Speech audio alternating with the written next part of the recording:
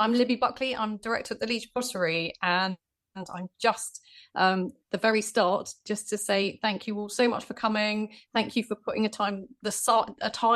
putting aside the time to come on this journey with us, and we hope that you'll also share some of your unique knowledge and experience with us as part of this. We are actively working on pursuing a carbon neutral target by 2030. And we started this journey a few years ago, and it led us to different outcomes from what we'd initially imagined. But as an organisation, this is an active decision, and we decided not to wait for others, but to trial and test some things and see what we could do. And that's partly because I personally believe that the Leach Pottery has a moral obligation to go way beyond the legal requirements and not wait for others to come up with the solutions, but to go out and find opportunities, look for funding and support in different ways to try and reduce our impact on the planet, but also to help others make manageable changes that are not in the position of privilege that we are to go out and do that research.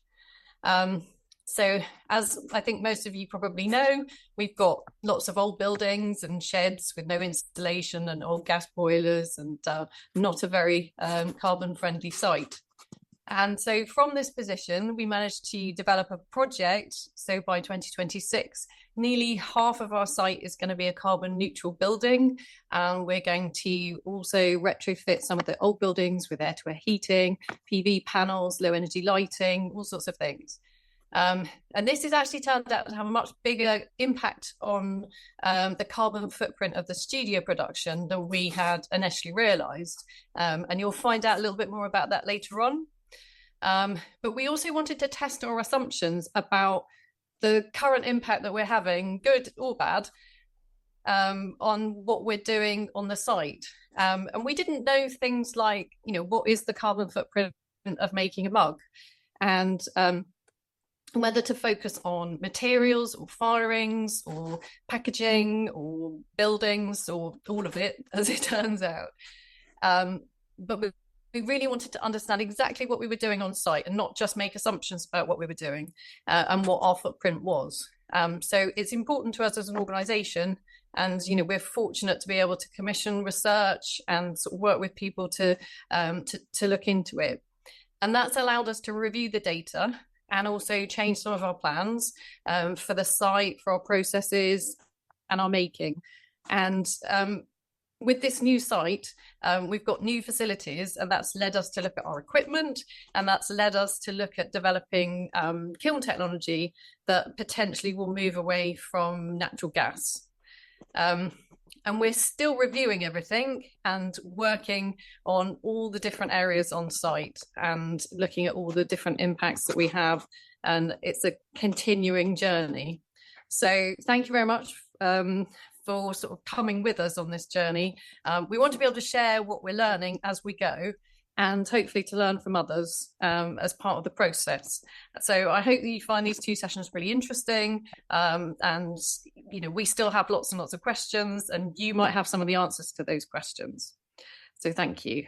So I would like to introduce Sarah Rothwell from the National Museums of Scotland. She's going to be looking after you and convening this evening.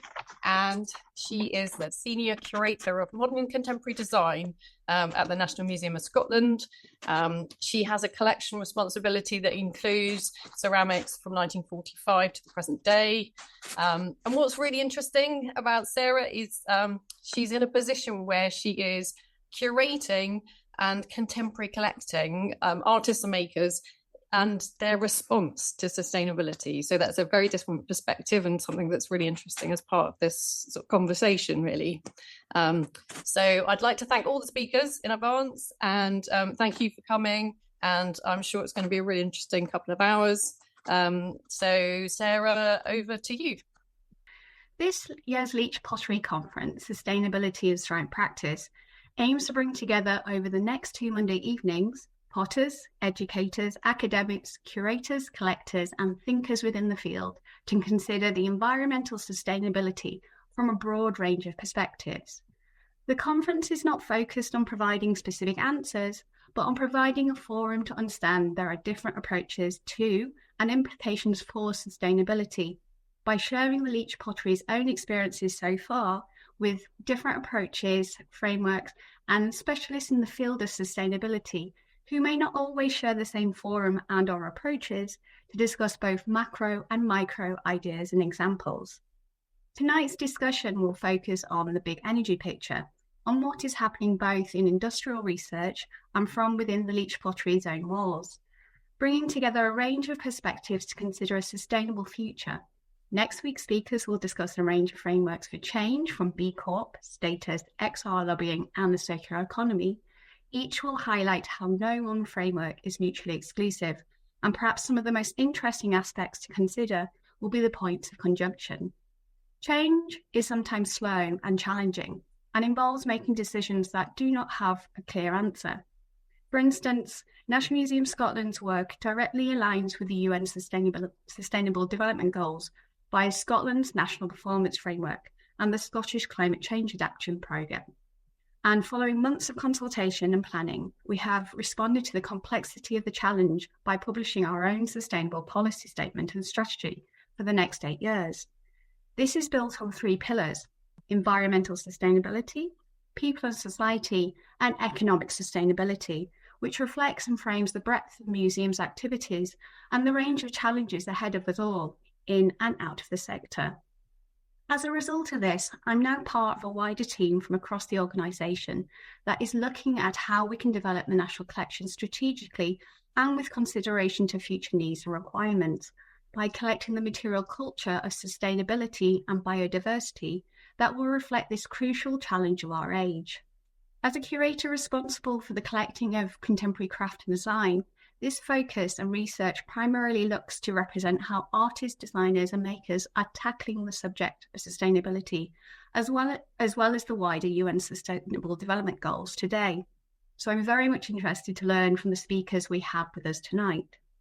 Since their publication in 2015, the world has reflected upon and used the UN Sustainable Development Goals as a target to revise our actions and to direct our research drivers, with an aim to implement them by 2030.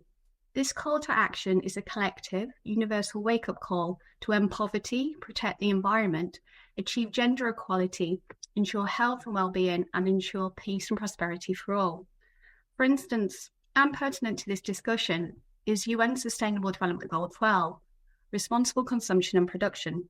This outlines that global consumption and production have a huge destructive impact on the natural environment and resources of the planet. Over the last 100 years, our environment has been seriously impacted and damaged by social and economic progress, risking our future development and threatening our existence.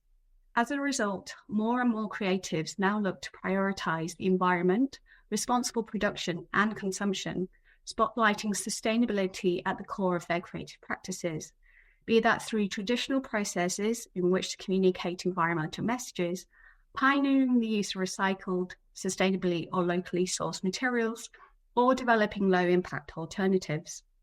One work that I collected for the National Collection that looks to address society's attitudes to consumption and waste, alongside how we project emotional attachments upon commodities, is a necklace entitled Love Machine, made by the former economist Veronica Fabian, from her very own unrepairable coffee machine.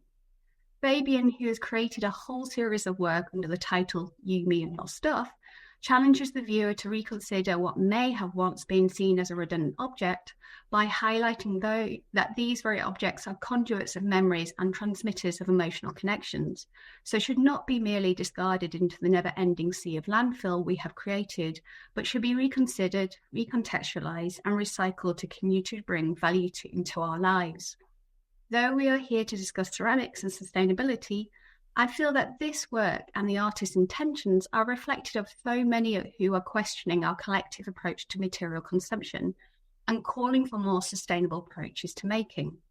Recently, I was pleased to meet Ekata Buckley, a young ceramic researcher who graduated last year from the Royal College of Art and was selected by the Green Grads, which promotes upcoming art, design and engineering graduates from across the UK who embrace eco-activism in their works. Bagri's ongoing research explores the use of alternative materials that are sourced ethically and sustainably from waste for making art and building materials. Her graduate project and the subject of her thesis, Entering a New Era, Sustainable Ceramics, revolved around the exploration of materials aiming to provide a solution for the prominent issues of waste generation. Working on scientists, she combined waste soils collected predominantly from construction sites and rich in wild clay with bacteria concrete to create what she called living concrete, a new potential biomaterial. This innovative material offers a sustainable alternative to conventional concrete, potentially reducing cement production, a major contributor to pollution, and was nominated for the D and AD award in their Future Impact category at the end of last year. So tonight, like these creatives have, we hope that the event will encourage you to consider your own position on sustainability and the changes you may meaningfully make. So, as such, it is my pleasure to introduce our first speaker, Michael Grubb, Professor of Energy and Climate Change and Deputy Director of the Institute of Sustainable Resources and Energy at University College London. Michael had over 35 years of experience in research and implementation of energy and climate policies through his work at the UK Office of Gas and Electricity Markets, Ofgem, as Senior Advisor, initially on sustainable energy policy, and subsequently on improving regulations. He chaired the UK government's panel of technical energy experts on electricity market reform, was lead of the Sustainability Hub of the UK Research Council programme on rebuilding macroeconomics, and served on the UK Climate Change Committee, advising the UK government on future carbon budgets and reporting to Parliament on their implementation. So we are very grateful that he's agreed to join us tonight to set the scene, situating and contextualising sustainability. Michael, over to you. So yeah, thank you very much indeed for the invitation here. I actually do a certain amount of talking to conferences, sometimes with policymakers, sometimes international, and I feel a little bit humbled here in a conference of people actually doing really useful stuff, making wonderful things and beautiful objects and creations. And I often wonder about the difficulty of connecting sort of big global challenges with what's really going on the ground. I apologise, I see I haven't updated to this year, but it is definitely 22nd into 2024. Thanks also to Libby, and it does feel a very long way from your wonderful workshop there to the kind of presentation that I was going to give here. But I think my brief in opening this is doing a scene setter. So I am going to say a little bit about the high level, the moving on to the sort of from the global picture of emissions and temperature to where may we be going and what's the nature of the challenge. Very much focused upon climate change. I'll say a few words along the way about other sustainability dimensions, but they're pretty well interwoven. What I do want to then also do is so often talks about global climate change are pretty full of gloom and doom. I think I can say there's a huge debate been going on in the last few years about the fact that, well, yes, but there is a lot going on as well, which is much more interesting and hopeful. And that is around technology and innovation, but also the social and engagement side of that. So I'd like to finish on words of a signs of hope. Depending upon time, some colleagues at the Institute offered me some slides on the ceramics industry. I'm certainly not going to suggest that I know as much about that industry as yourselves. But we could see I could touch upon a few high-level points about the industry at the end. So I will start with some of the big, broad global indicators. And I don't imagine many people in the UK or indeed the world, and certainly not in this conference, have too much doubt. But the fact is, very clear measurements of just what has been going on with global temperature. That is the black line going up there, which has climbed steadily with its obviously annual fluctuations. particularly since the economic booms of the post-war era, the oil age and the coal age with increasing gas. And global temperatures have actually been going up pretty much as you would think there.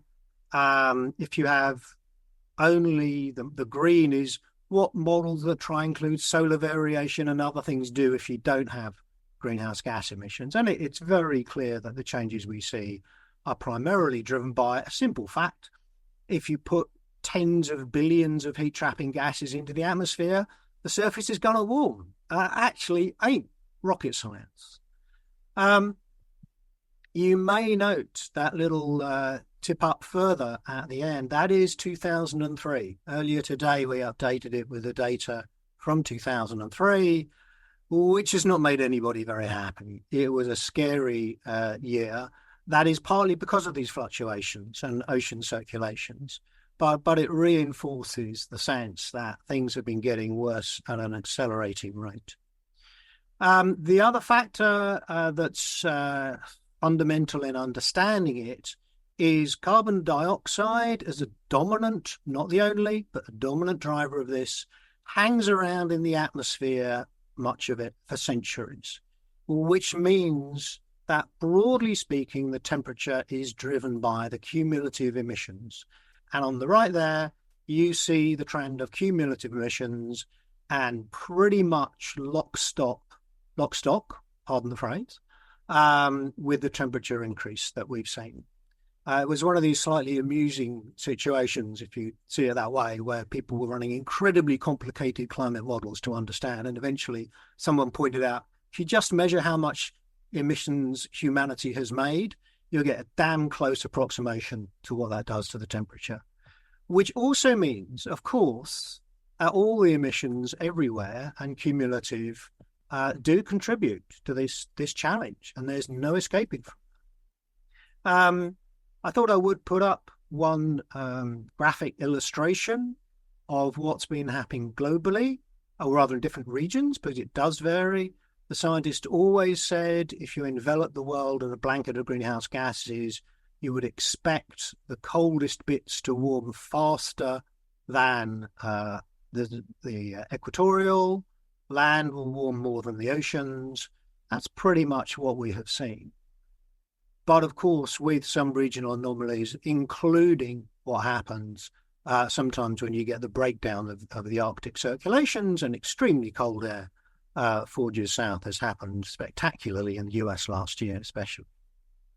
So it ain't simple, but the basics are fairly straightforward. One of those is what the geeks call a more intense hydrological cycle, which to you and I basically means more flooding if the countries have not been adequately prepared, which the UK has not. As you can see, not just from the picture here, but with an indication of the sheer scale of some of the damages here. You're talking about $500 million of damages just from a single storm last October. And of course, we've had cumulative rains since then. The UK is not the worst off. Some of you may remember the Pakistani flood disaster years before, which was a tragedy on a far more epic scale. And unfortunately, the litany of these cases and the kind of pictures that people can put up are growing. The associated numbers are growing. The numbers of people devastated by this and the economic loss has been growing with the extent and extension of these kind of extreme events. Of course, it's not just flooding. Sea level rise is accelerating, and extreme weathers do include enduring droughts and many other kinds of impacts. And here's just a pictorial of impacts in the US, which does have obviously a whole range of conditions, had a range of impacts, and some of the highest numbers in terms of the economic value of impacts. So, frankly, climate change is no longer the domain of scientists saying, look, we understand enough about the physics of the Earth to tell you we have a problem and it's going to get worse. It has got worse, and that is motivating growing concern and action. But it has all been a little bit on the late side. And I want to move on a little bit to how scientists and others have been thinking about and approaching a problem on this scale. One word of sort of segue is to just remind us about the different kinds of impacts that can occur associated with a global change like this. I've been kicking around this field long enough to remember the days in the 1990s when people would draw quite nice straight lines about, gradually rising sea level and gradually warming and calculating how much do you need to raise the barriers in the 21st century. And that was kind of easy. And that's sort of what's at the top left here, which is there are things we can project fairly well, and we can estimate the costs of coastal protection or dry land loss or the need for more cooling in many developing countries.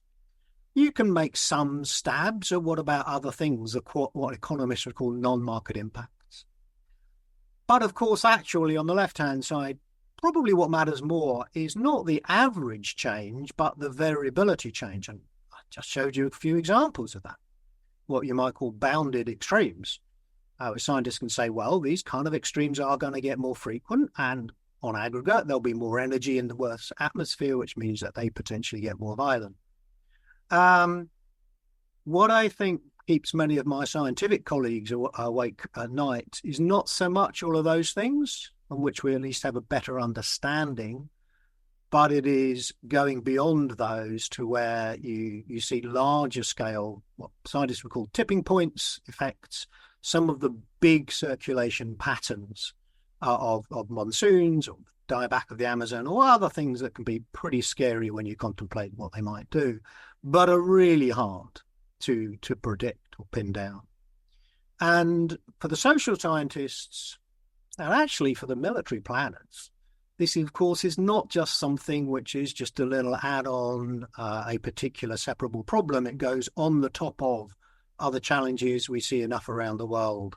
And so there is certainly talk about climate change as a threat multiplier, to use the CIA jargon. And indeed, you can trace the environmental degradation as a factor in some regional wars and certainly migration. So there's the doom and gloom. I'll add a little bit more just in terms of some more numerics around how the Intergovernmental Panel on Climate Change has tried to set out this kind of challenge. So on the left, you see the trend of historical emissions and a wide range of possible emission scenarios over the century. And in a sense, the good and the bad news is there's quite a broad range. I think the good bit of the news is I think the higher ones are increasingly less likely, partly because of progress that is being made slowly. The bad news is that every time the Intergovernmental Panel has published this thing on the right, popularly known as the burning embers diagram for obvious reasons, then it's basically this sort of yellow, which is the point at which you move from being not much direct additional impact towards the red, which is definite and damaging impact on this whole range of different indicators of things we worry about. Every time we publish this report, those things have kind of crept down. In a nutshell, there is now accumulating evidence that the impacts are worse at a less degree of temperature increase than we previously expected or hoped.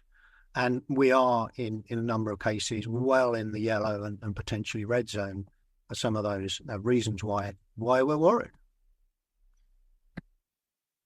So, if carbon dioxide is a cumulative gas, it kicks around in the atmosphere, much of it for centuries, it follows logically the temperature will only stabilize when we reach zero emissions.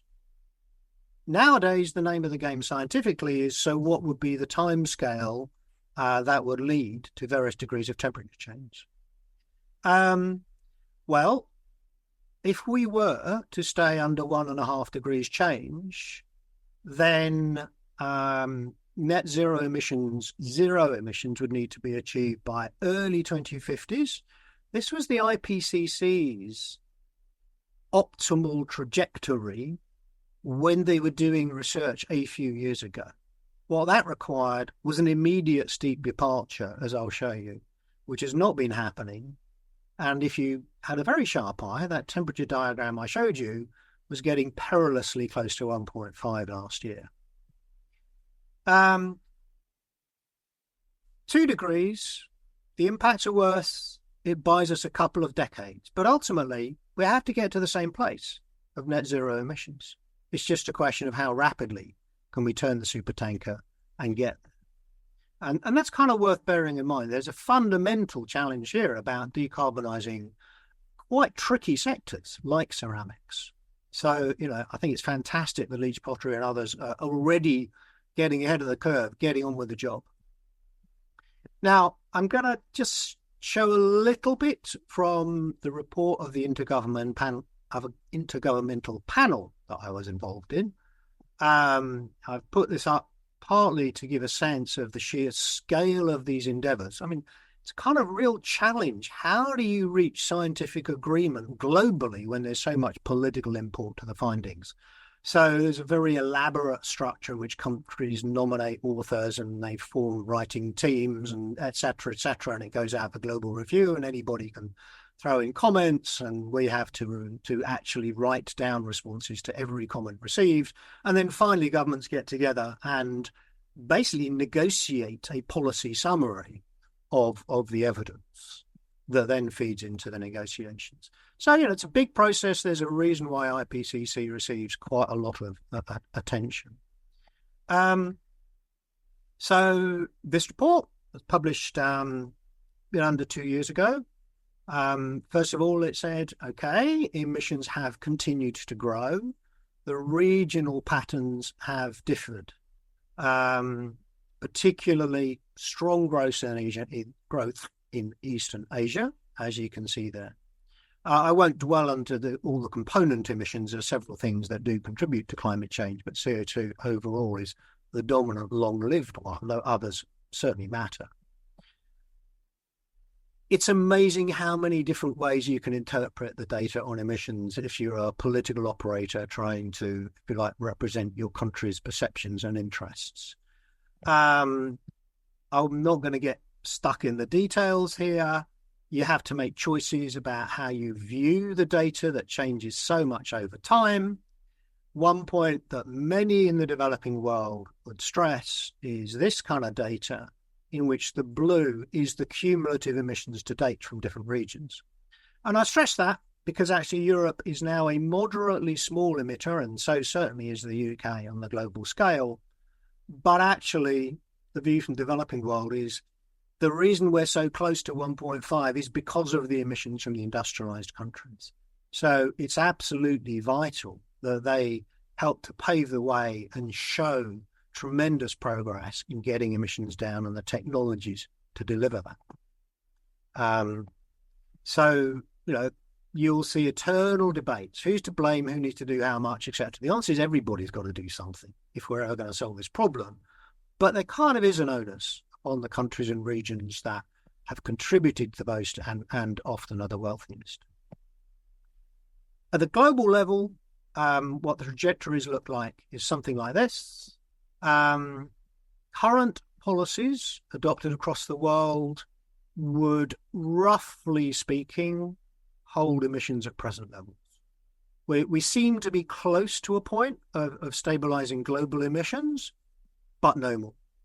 The international framework under the Paris Agreement and the United Nations original framework convention embodies something called nationally determined contributions, and that's an indication of what countries pledge as their contributions towards it. That grey there is what those contributions would offer below current policies, assuming that they were delivered. And the green and the blue are respectively the kind of things we would need to see to get below 2 degrees or to stay below 1, probably with overshoot now. It's kind of too late to really stay below. So that's a pretty daunting change from where global emissions have been.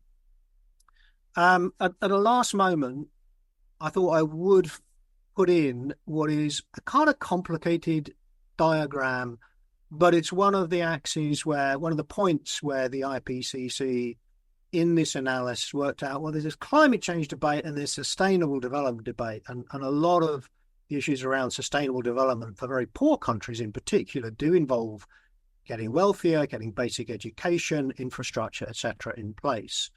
And what this tries to do is show vertically the level of per capita emissions in different regions.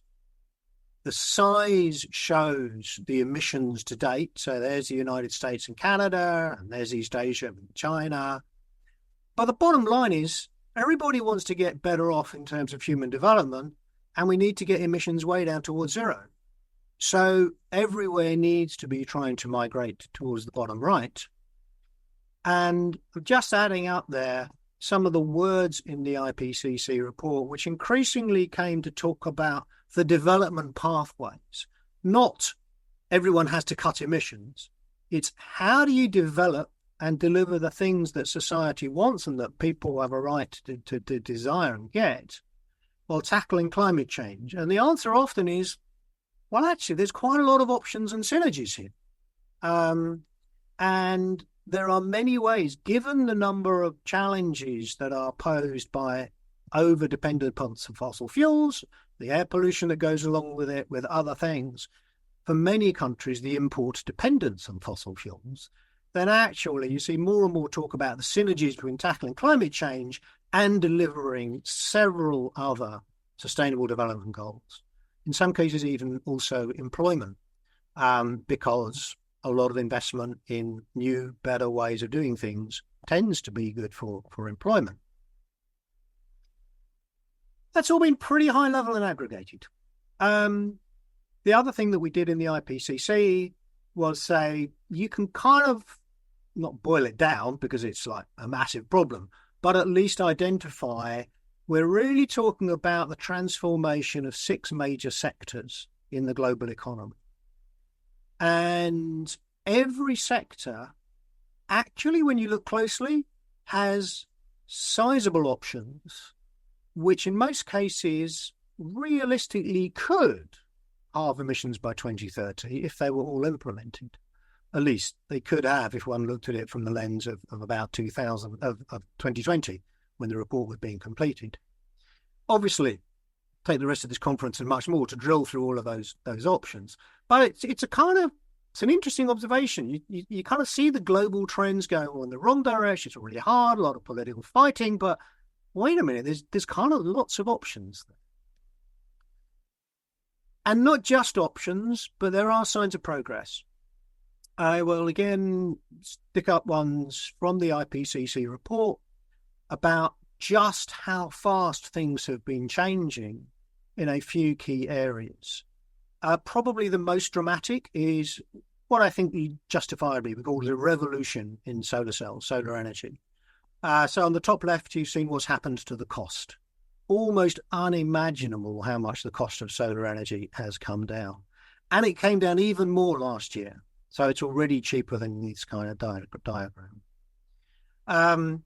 Offshore wind was the first of the sort of the new renewables out of the block. Its cost had come down a lot more than solar by 2000, and it's continued to come down. Both of those now are at the bottom end of that grey bar, which is basically the cost of fossil fuels for generating electricity. And at the bottom is the pace of growth. And in the industry, you're I'm sure, familiar with some of the basic ideas of how things grow, and it's not linear. Things take off, they can grow exponentially if they really grab a hold in the market. That's what's happening with these renewables and other things. And we're looking at growth rates 20, 40% a year. You don't have to plug much into a spreadsheet to realize actually how fast that can change things over a decade or so.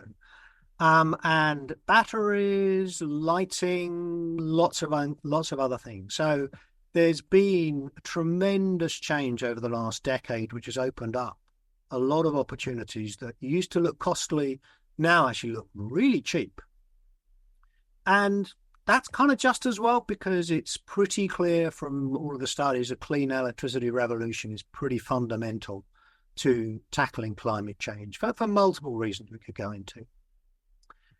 Quick word about how did this happen?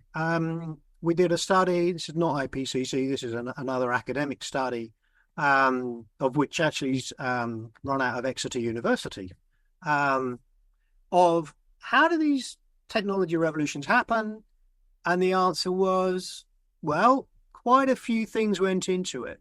Combination of research, development, collaboration, building industries, public support, finance, cumulative improvement, globalization of the market.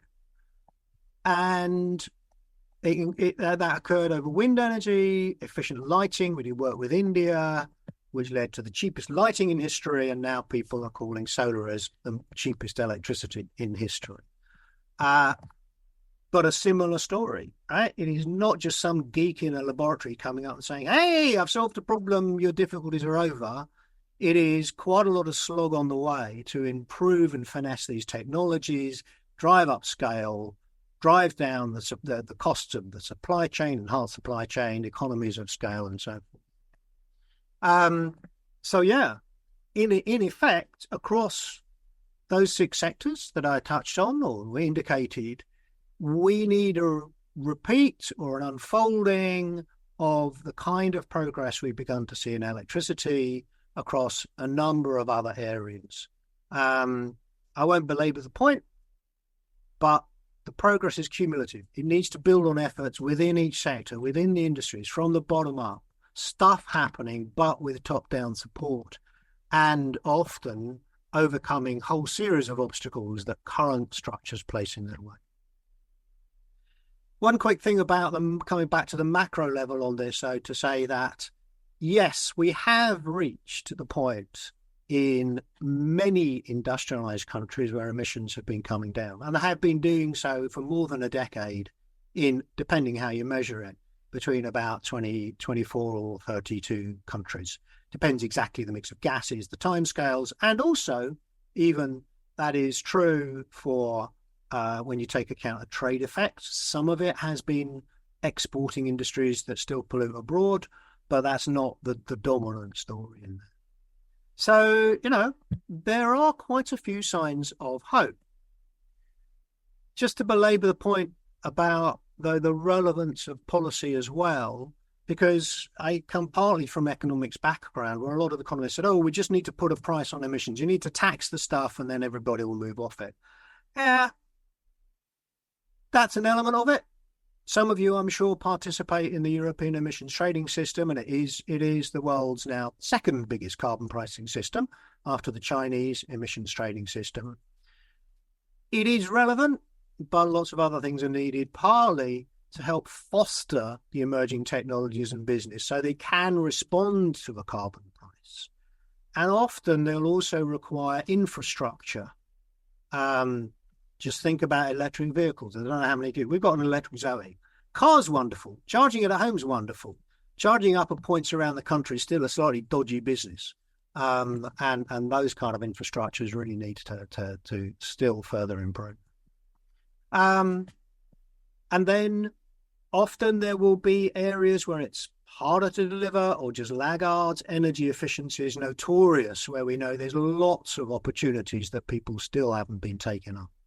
And that can require extra push or in some cases extra regulation to push through.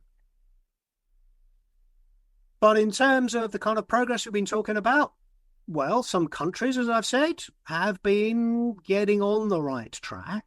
Not there, but and of course it's way beyond countries. Lots of cities, various regions are adopting zero emission targets.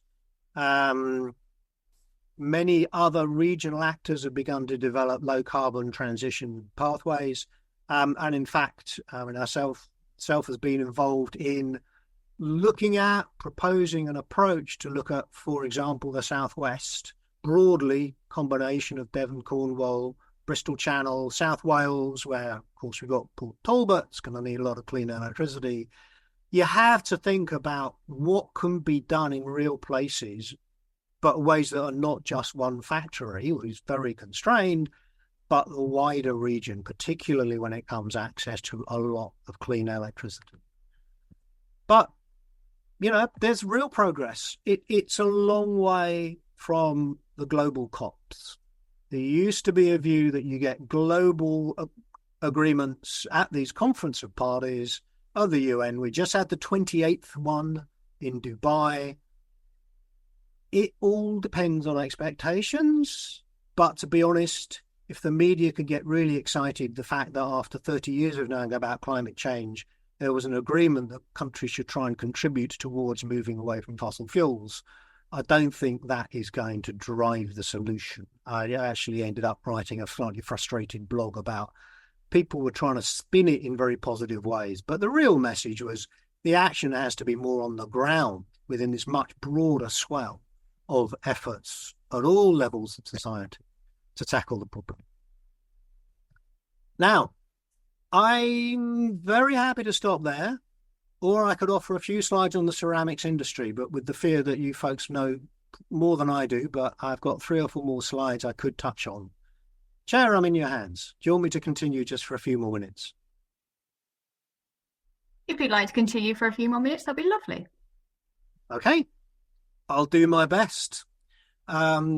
Without bluffing as a ceramics expert, but we do have some around UCL, and I said, give them this talk. And anyway, so one thing about the industry is it's quite dominated, pretty much 2/3 of emissions by fuel combustion. Some of that, I imagine, can be electrified if you've got a lot of green electricity. Some of it not. And of course, process emissions, i.e. the stuff that's not just from burning the fossil fuels, but it's driven off in the chemical conversion. Generally, those are tougher to solve than the electricity. The indirect emissions is often in the jargon known as the electricity-related emissions. Of course, viewed from, say, a building or a city, it's also the emissions that went into making the stuff. So, there are reasons why this industry has some additional challenges. It's not all going to be clean, green and easy just because we can do solar cells. It will involve the kind of things Libby touched on, attention to buildings, where we do know we've got a lot of options, but I'm sure there's work to be done on some of the core processes. This was a chart about, what are the different bits of the ceramics processes and what are the decarbonisation options. Increasingly, you see, it is partly about the use of wastes. We throw a lot of glass away, fly ash, lots of other things, some of which has useful content. I was on the margins of a project that was looking at when can we potentially substitute maybe concrete beams for reinforced wood, which of course is actually technically a carbon sink. And then the manufacturing processes, there are novel techniques. Waste recovery is always important in these. Using the waste often turns out to be a good deal for business as well. And other things driven or involving user preferences. But again, some of the slide, I think the next slide was given by a colleague, Teresa Dominic, who's actually leading a project looking at the circular economy in these kinds of industries. And the industry has already made significant progress, but mostly work linked to improvements in energy efficiency and some switching of supplies. We have a national roadmap, and these are some of the elements about what would need to be done. So again, it's a kind of story of there's not a magic bullet out there. There are, however, quite a lot of options that can be brought forward, accelerated, deepened, where one would learn. One, in fact, typically discovers some interesting and quite positive surprises as one tries to move and innovate. I'm not going to talk you through. I'm sure some of your other sessions will get into some of the more actual options that have been tried and worked, need support, can move forward. And I think my final slide on this, and then I've sort of got one wrap up, was we dug around and look at the European ceramics industry, and it has its pathway to net zero. Some of you may know it, some of you may not. I confess I didn't. But, again, this was like an industry saying, yep, we got a problem. We want to map out a way of solving it. It's going to take time. It's going to take effort, varied options. But the European industry does see a way to net zero in this section, which I think is great, because I came into this conference thinking, my God, how do you actually decarbonize ceramics? I knew a little bit about it, but it was very interesting for me having a quick flip through this. So I'm going to finish with one very conceptual diagram, but it tries to bring together both some of the lessons and the message from a lot of the work that I've been involved in about the processes of innovation in the energy sector. So I'll be interested to see if folks think this makes sense, because it's kind of a new version of how we try to pull together shed loads of theory and modeling and data on technology cost trends into something that looks like this. It says, well, go back in time, fossil fuels really were the cheapest way of powering development. That was very clear. That's why, we built Britain on the back of the coal industry and the Industrial Revolution, etc. Over time, actually, we've become more efficient. We've got cleaner fuels, and we're seeing accelerating innovation in green technologies, a wide variety of green technologies, which can also help with other problems like air pollution or other sorts. But we kind of have a valley of the fossil fuel industry, which is defined by all of the historical dependencies, all of the established technologies, all of the networks of, filling stations, the financial relationships between the big financiers and the fossil fuel industries, massive global dollar-based industry, which risk trapping us into the high carbon pathway. And some countries are still digging themselves deeper into that. Some of them are saying the answer's got to be CCS, fossil fuel development followed by mopping it up. Well, maybe yes, maybe no, but adding complicated, expensive equipment to strip out CO2 and find somewhere to dump it and monitor it is not something that is going to save you money. That we can be pretty sure. We do now have a lot of evidence that actually, if we make sustained effort to go not just on end-of-pipe fixes, but to get at the roots of the role of fossil fuels in our systems and some of the better technologies that we now either have or can see, then actually we're now increasingly looking at the prospect of a low-carbon economy actually just being cheaper and in various ways more beneficial. I'm not sure I'd have believed that 15 years ago, but to me now, actually, I think that is increasingly plausible. And when you think about it, not on this note, I'll stop. It shouldn't be that surprising. I mean, if I were to frame the question of, well, one option is to go to countries on the other side of the world, dig out lots of coal in deep mines sometimes, transport it to the coast, stick it on ships, transport it in massive container ships, unload it, etc., etc. You can see where I'm going. Or you could have a smart technology which you stick on a roof or in the local field and it will get energy from the sun. Which would you think would be cheaper? It's not rocket science to say that if we are smart about this, we can solve it. And I think the same would go for circularity, reuse of materials, reduction of waste, and the kind of things which I think your industry is great to see starting to get to grips with. On that note, well, I can add up those final points, but basically it says low carbon is not going to be a more expensive and difficult version of high carbon. It's going to be something totally different and probably a lot better. Thank you, Michael. There's definitely a lot of food for thought there. So next up, we have Leach Pottery's very own curator and deputy director, Dr. Matthew Tyas, and lead potter Roelof Ace, to talk to us tonight about exploring sustainability from the perspective of creative practice, both historically and contemporarily. Through the work and legacy of Bernard Leach, the studio and its team today, and how these frameworks and narratives have personal and cultural value. Both Matthew and Roelof have between them over 2 decades of direct connection to this internationally renowned living heritage asset. So I'm very much looking forward to their discussion and pleased to welcome them both here tonight. Over to you. That's great. Thank you, Sarah. And thank you, Michael, also. I have a sense now that we're moving very much from the macro to the micro. And welcome everyone to my segment, Sustainability and the Leach Pottery, a very reducible practice. In this context, the conference is one in a series of Leach-hosted forums. In 2022, we explored social and political change and resistance.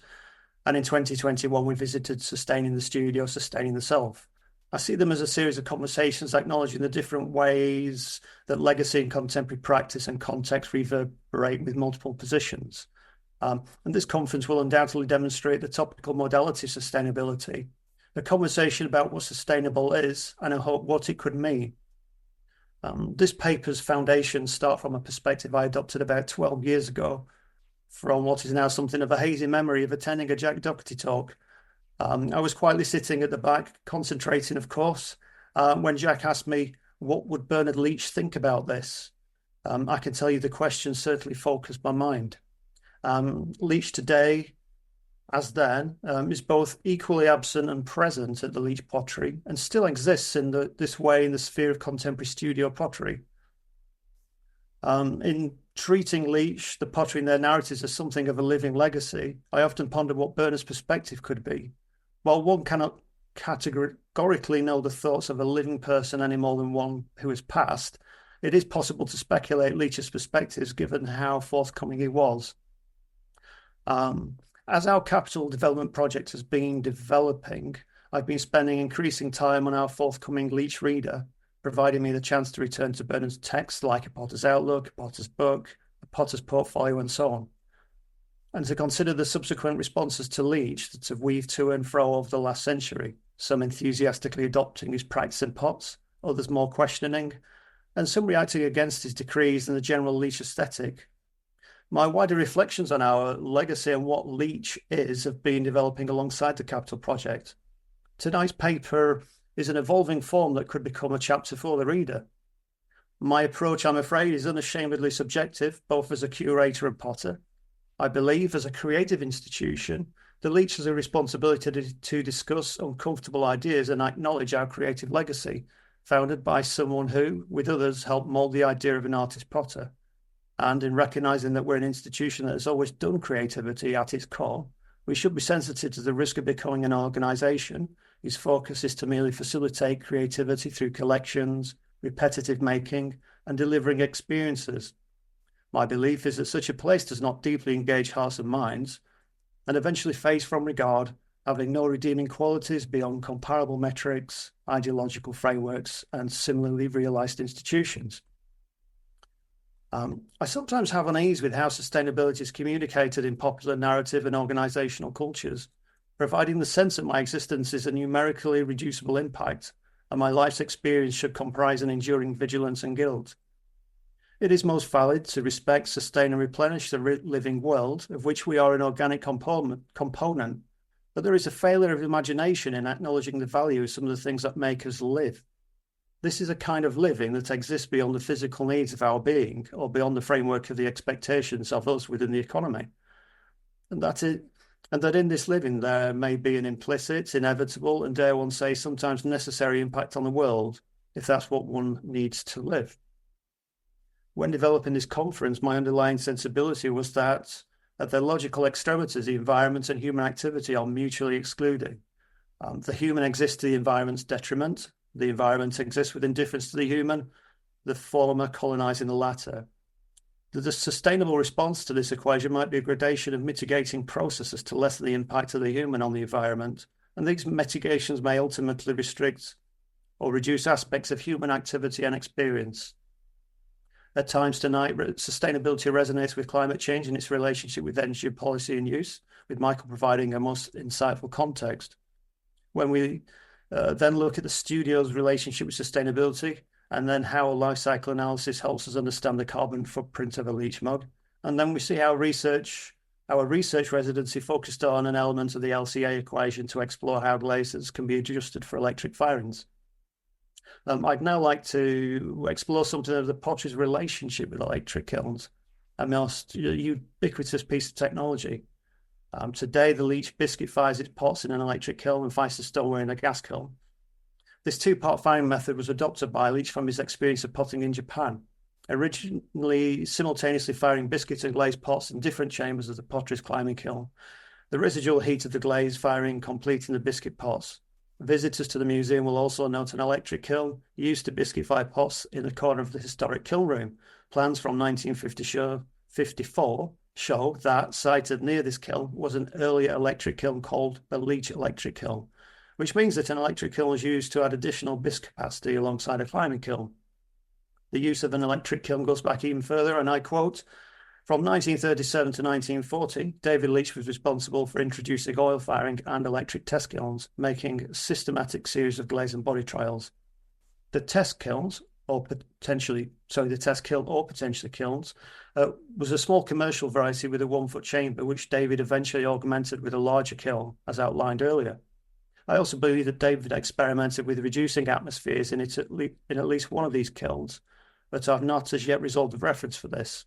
I propose that the pottery has a history of working with electric kilns for 80 years, and that David was progressive with his practice, both at Leach and also at Lowerdown when, in the immediate years after leaving Leach, he produced a range of electric-specific tin glazed wares before returning to oil-fired stoneware." The 1954 article resurfaces in a broader Leach-focused New Zealand publication in 1960, alongside a George Wingfield Digby essay situating how the potter should foreground the production processes in the aesthetics of the object, as this is a source of beauty, and I quote, "Also, the craftsman potter must allow the process of manufacture to freely show themselves. These processes must not be hidden or camouflaged, for there is nothing external to the material of a pot and the means by which it is made which can add beauty to it. Rather, it is in the skillful way the materials and the means are used which distinguish the good craftsman, and it is only in this way that their flair and invention of the artist can truly express itself. This invocation and process also extends to firing, suggesting that the types of firing must show the character of itself, much as David's tin glaze wares were honed to the electric kiln. I quote, "Similarly, the method of firing, which in pre-industrial age kilns was always based on wood or coal as fuel, but which nowadays may rely on oil or electricity, possibly in some combination with the former, must also, as a process, be allowed to show its character to the full and be exploited in the pragmatic way of art rather than the controlled, reductive way of science." Here we're starting to move into narratives of process, and this extract quite readily correlates with some of the assumed values of Leachness in the mid-20th century. Now, the question is, what did Bernard think about electric kilns? I quote, "A word concerning kilns. What is all this fuss about needing $1,000 to buy a machine for baking pots in, not even knowing how it works? It is run by electricity and it will not make smoke. The advertisements are full of them and they are very hygienic, but you don't know what you're doing. The reason that electricity makes a bad kiln is because it is an accumulated heat caused by a current going through a wire. There is no flame. Nothing seems to happen. You turn on a tap." Leach then writes about how a kiln with flames has the potential for two types of atmosphere, oxidized and reduced, creating a variety of colours with different oxides. I quote, "With an electric kiln, half your palette is eliminated, and as the most pleasing glazes usually come from a mixture of the two types of atmosphere, it is very hard to make a completely satisfactory product or to retain direct contact with nature. It is possible to add carbon in an electric kiln, but this quickly burns out the element and is not very practical." Now, besides the tone of a general disdain, there are some reasonable technical concerns about heat work, the obscuring nature of technology, and the loss of glaze palette. In larger kilns, heat work can be an issue, but it is possible to simulate some kinds of reduction glazes in an electric kiln, as Jordan will cover later. Tonight, my aim is to better understand the broader intricacies of reduction. My sense that we're stating a chemical exchange of molecules, describing a kind of practice, and offering a metaphor for the arc of a practice. As chemistry, it's the removal of oxygen molecules from oxides like iron, so changing the colour of a clay and glaze. In contemporary practice, this is often done in a reduction firing by starving the kiln's flames of oxygen. The kilns themselves are often described as reduction kilns. However, in the early years of the Leach pottery, the kiln was a relatively large multi-chambered wood-fired kiln, and in it there was a more fluid oscillation between reducing and oxidizing atmospheres and hot and cold spots. And those pots not protected by saggers would potentially receive a deposition of wood ash or surface flashings to glaze or clay. My belief is that Bernard would be most encouraged by the possibilities of these different variations, whereas David would be inclined to manage these variables for more consistent outcomes. This is the balance that many potters still face between spontaneous results and reproducible pots. As the last century moved on, the process of reduction often became the means to some potters' ends. A way to, for example, achieve certain Temuku, Celadons, or clay effects, a process to be applied as a blanket-wide outcome across the chamber, rather than one outcome alongside the more varied results that one might yield from the early leach kiln. Thus, reduction firing becomes more a thing of chemistry and designated aesthetics than a firing that could produce a wide range of outcomes from, say, one clays and one glaze. To a degree, reduction firing per se has reduced the scope of some potters' practice in the context of the type of firing that Leach originally began with and the pots that inspired him. Bernard has concerns about the banality of electric kilns, but perhaps he would also cast a critical eye on the way some potters use their gas kilns, although changes in the economy of firing suggest he would have potentially fired with his gas today. So that makes me wonder how he would have navigated that. Now potters have a choice of effective electric kilns and even flames, whether from wood, oil, LPG, or natural gas. One of the current conversations at the Leach Pottery is the future of the flame, and through Giorgio's LCA and Jordan's research, we better understand the carbon created in different parts of the production process and potential mitigations in, say, firing reduction-like lasers in electric kilns. Indeed, there may be some suggestions within the field that firing with flames is an outdated practice that should be entirely mitigated. And to consider a broader perspective, environmentalist Bill McKibben argues that, and I quote, "The first principle of fighting the climate crisis was simple. Stop lighting coal, oil, gas, and trees on fire as soon as possible. Today, I offer a second ground rule, corollary to the first. Definitely don't build anything new that connects to a flame." Currently, I'm not versed in McKibben's work, but the position isn't surprising in the carbon debate. The language is also emotive and undiluted, presenting some potters with a difficulty. A further reduction is being foregrounded to cease the practice of firing with flames. In imagining a flame-free future, I consider some of the absolutes that must remain for something to retain the essence of what it is. In the context of Bernard Leach and the idea of the artist potter, one could ask, what limits should be imposed on an artist's expression? In the context of the studio's production, technical issues aside, if a pot's firing is viewed as much a part of its creative process as its throwing and turning, in the absence of flames, is the potter's experience being further reduced to that of a labourer in a factory? Ultimately, I'm trying to understand the relationship of sustainability to being a potter, itself a small-scale and relatively scarce form of practice that occupies many ideological paradigms. I'd like to conclude by offering a few further reflections.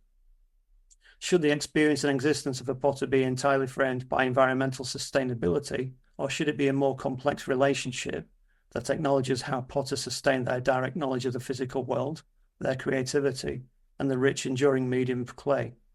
And finally, does the vision of a sustainable future without flames slowly mitigate and erode certain riches from our shared experience as potters and users of these objects? Thank you for listening.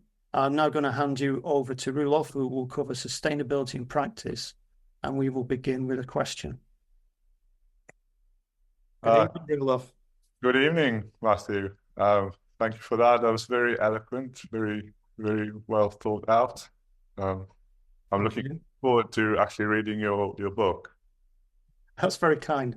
My question for you is, Roelof, what was the studio's earlier approach to sustainability?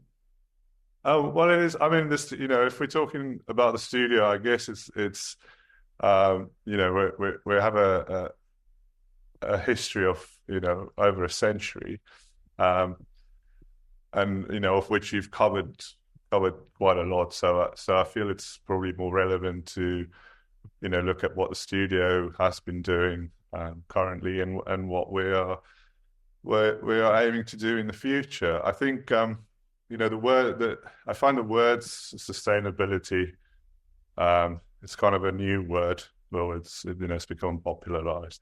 But I feel like the history and the tradition that we as you would call artist potters I've been working in this, as always, sustainability has always been, although we wouldn't call it that, has always been a part of our practice, just by the nature of what do we do. We kind of work on the margins of our civilization, as far as, we're making functional works of art. Most of us work on a small scale. I mean, I think the Leach studio is exceptional in the sense that it's a group of us working together as part of training people as rounded potters, which with a strong focus on craftsmanship, whereby every step in the process must be understood, mastered by learning through experience. And so, the use of the flame is as important as the understanding our materials, as how we, the clay we use, where it's sourced from the, all throughout, from the doesn't, not just the practical processes of making pottery, but also the more abstract ideas of artistry and creativity. What it is, why are we relevant? Why do we do this? And so the idea of sustainability, you could argue, has been a discourse at the Leach Pottery, for a very long time, probably for as long as it's existed. From a practical perspective, sustainability in a studio means working in a way that respects empirical knowledge, not just knowledge of processes and materials or functionality, but aesthetics, but also an understanding of the social and environmental impact of our activities. Historically, the Leach, I think, has always fairly been strong on what you could call social sustainability. You're working in a way that is meaningful in one's life. Being able to see something you create from beginning to end, which is very, very rare, sort of post, in the industrial age and post, where everybody just a part of a process. And so I feel that's very important to preserve. What are the changes you're currently evaluating, and what will these changes mean for process, people, and parts? Well, I think it's quite, in a way, it's kind of daunting for us, because, from a point of practice, using natural gas is very easy. It comes pipe up to us here. We just turn on a valve and off we go.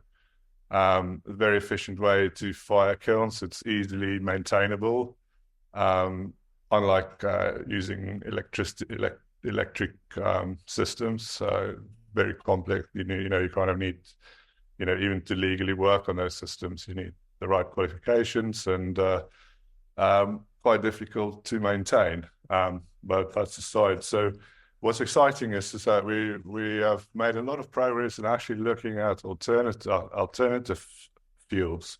In an ideal world,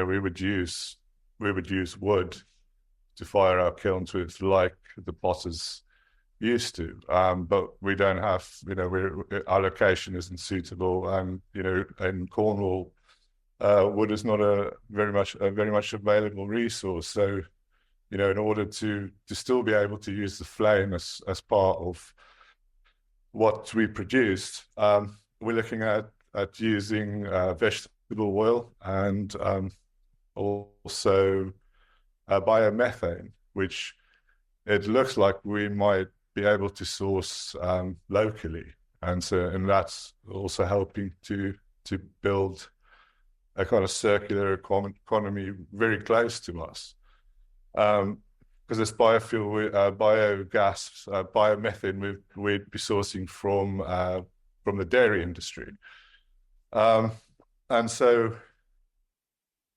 we'll be trialing these methods over the coming months, and hopefully we will be able to make a decision as to which one of those we take forward into our new facilities as part of our capital project. The other thing that we're doing is we're kind of revisiting the idea of the multi-chambered climbing kiln, but in this, using much better refractory materials, so insulation, so our kilns would fire much more efficiently, and also using the exhaust from one chamber to heat up the next chamber, and we would do this over 3 chambers. So the idea is that we would get 3 chamber firings essentially for the price of 2, and that's where we are currently heading, and hopefully we'll be successful. And what's exciting is we're kind of pioneering this. A lot of this technology of using these, especially oil, has existed without in the ceramics industry, but that was based on mineral oil. And so, and since natural gas has been so available and essentially cheap over the last 60 years, no, that kind of technology, that oil firing technology, hasn't really moved on. So again, it's something that we would be pioneering, and hopefully it'll be scalable so that other potters can follow that route. Potters who cannot work with wood and have to use gas to achieve these effects on the pots that we are that creates these unique wares. Thank you, Roelof. Are there any opportunities or maybe concerns that you potentially identify in relation to sustainability? What do you think it means to the studio? Well, I think I've kind of listed the opportunities. I'm sorry, I just need a drink of water. No, it's not quite water, but almost. Ginger beer. So I think, I think there are many opportunities, and I think it's, a lot can go back to what you said earlier about, what it is as an organization that should be our main focus. And so, I think, I believe with a sound methodology, based on evidence and brought a good understanding of the ideas of sustainability, we can use our creativity to forge a vision for a more secure future. And if you look at in a bigger picture, for our civilization to survive, we need to consider human, social, economic, and environmental sustainability as a whole. In the current discourse, there is a lot of focus on the environmental challenges, whereas I think that the social and economic sustainability should be the focus of a movement, because we cannot achieve equilibrium while trapped in an economic system that requires continuous exponential growth on a planet with finite resources. I guess I assume, that's kind of what I think is sometimes lost in a debate like this. Anyway, that's kind of how I look at the opportunities and concerns. And I think it's interesting how we're trying to find solutions to our current economic models, but some of those opportunities might mean that we are potentially more able to support and be reliable on local resources. So in exploring it, we're also maybe getting that opportunity to try a counter model, as it were, almost accidentally, that we're kind of moving back to a local almost self-sustaining or circular sort of model. I mean, I think it's, one of the things, the product that we produce, most of it comes from only about 20 miles away, from a clay quarry in St. Agnes. Some of our other materials are sourced from further away, but it makes up a very small percentage of the actual product that we make. And I think with further research, I think, Cornwall has a unique geology, and I feel that a lot of the materials, including what we would need for glazes, could be sourced right here, and it'd just be wonderful if that was the case. And I think it's possible. Again, that's a lot of the minerals we used to use in our glazes used to be mined in Cornwall, which are no longer kind of available on the market. But from my understanding, it's still they're still there. But whether we can have a discussion with these producers, whether we could have a little bit of the old Cornish stone and things like that. So so I think I'm excited about the prospect of using captured methane gas that comes from a dairy 2.5 miles from us, and I think we can if we can make that workable, that'll be a great example of what is possible in the realms of sustainability. It's my pleasure to introduce our last two speakers for tonight's proceedings. Dr. Giorgio Salani, a researcher in art science, craft ceramics and sustainability, and notably the specially appointed assistant professor at the Tokyo Institute of Technology, where he is the creative director of the study and transdisciplinary research platform and the hybrid innovation program for Japanese industry. And Dr. Jordan Ward-Williams, a research associate in the Department of Chemical Engineering and Biotechnology at Churchill College, Cambridge, and last year became the first researcher in resident at the Leach Pottery. They join us here tonight to present their findings and reflections on their research projects that have been conducted at the Leach Pottery on sustainability. Thank you both, and over to you. Hello, thank you, Sarah. Hope you can hear me okay. Thank you very much. And as I said, my name is Giorgio Salani. I've been conducting research at the Leach for the last 10 years, started with my doctoral study and continuing ethnography in the production studio. But today we're going to talk about the life cycle analysis that we conducted in collaboration with Professor Young from Exeter University last year. So the talk is called Making It Right, a life cycle and material analysis of the Leach Pottery mug. I will be focusing on the life cycle assessment of the production and use that to discuss sustainability and to link back to some of those points made earlier by Michael, Matt, and Roelof. And Jordan will then follow with his talk about the material analysis and experiments that he conducted as part of his residency. So really the questions that I'm trying to answer here is about key challenges again, and the sustainability in general of making pottery by hand, and specifically what are the environmental impacts of a mug, and perhaps a note on how that compares with other goods and activities that are part of our lifestyle choices, if you want.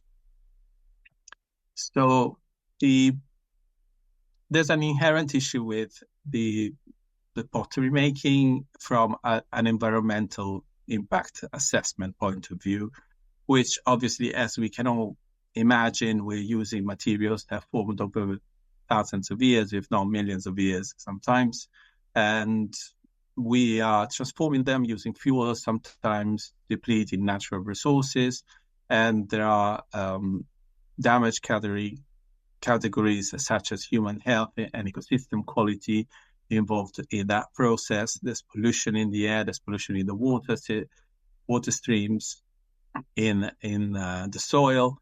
Some of that could be toxic or carcinogenic for humans. But really, when we talk about sustainability for the craft sector and ceramic craft sector, we're really talking about the impact of global warming, on that climate change, and also the depletion of both fuels and materials that we use in the process. Now, even if, Harrison in his book on sustainable ceramics, published 10 years ago now, says any small step is a forward step. However, we see a lot of steps made in the wrong direction. So hopefully science and technical analysis can help divert or inform this debate. And surely it is a debate. So I conducted a literature review for another study, which can provide a little bit of context. And this is all on documents in English. I was really looking for scientific papers that could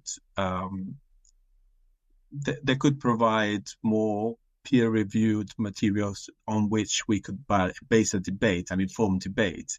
And the reality is that the very few science-based studies and the very few peer-reviewed articles on this topic, while there's a great abundance in the industrial ceramic sector. And I think Michael was talking earlier about, much clearer plans towards net zero, if you want, in that sector. And there's been great advances in the last 20 years. Certainly the scale of industrial ceramics is much larger, and therefore it is good that they've been making progress. The same attention of scientists and technicians and engineers has not been focusing on the craft ceramic sector. So we have very few studies, sometimes at the edge of the industry, like small factories, in which, as we know, ceramics is largely still handmade, even in factories, and therefore can still tell us something about our own processes, and specifically something that can compare to what we see at the Leach Pottery. However, the results in general show that we have to rely a lot on great literature. Most of the literature is based on magazine articles, and these are mostly by potters who share their experience. They're very insightful, directly applicable by other potters. However, my criticism would be that we need, on top of that, also studies that show the real numbers behind those choices. So intuitively, it may look like you're doing something good, but until we measure it and we know that for sure that's a good direction, then we need to be skeptical. And the scientific content in general, the discussion is not very high, I would say. So what we tried to do with this study was to really start to look at the numbers, analyze the entire process, and we focused on the mugs that are produced by the production studio at the Leach Pottery. There's a standard common product that I also knew very well because that was the focus of my previous research. So we looked at the life cycle assessment of the production of the 3 colors of mugs. This is the large mug that you see on the website. And just a word on the life cycle assessment. Basically, it's 2-step process. The first step is an inventory in which you map basically every input that goes into the process and all the outputs that come out of it. And then there's a second phase in which you input this data through a database into a system, a software that then calculates using the database the real impacts on the environment. It's an international standardized method to really quantify the environmental impact. So typically the entire life cycle of a product, of a system, or an activity, and it's widely used in all sectors, as we know. We use the software CIMA Pro and the life cycle impact assessment method called the Recipe 2016 to calculate the different environmental impacts. Now, I provided the inventory because of my knowledge of the studio and because of further data that we collected from the potters. And Professor Jan from Exeter University is an expert in LCA, conducted the study and told us informed me, for example, of the various impacts. So I'm going to focus today mostly on carbon emissions rather than all the other impacts, partly because the study is still not published, and partly because he would be, I'm not entirely qualified to comment on terrestrial or marine ecotoxicity, for example. So the unit of analysis were 1 kilo of fired mugs, which means it's about 2.8 mugs. This is because other studies use the same. Typically, if you're looking at tiles, you're looking at 1 square meter. If you're looking at tableware, you're looking at 1 kilo. And doing the same means that we can directly compare our results with other studies, which we're also going to do in a minute. So the life cycle assessment of the Leach mug tells us that the green ash mug, the first one, which has an ash glaze,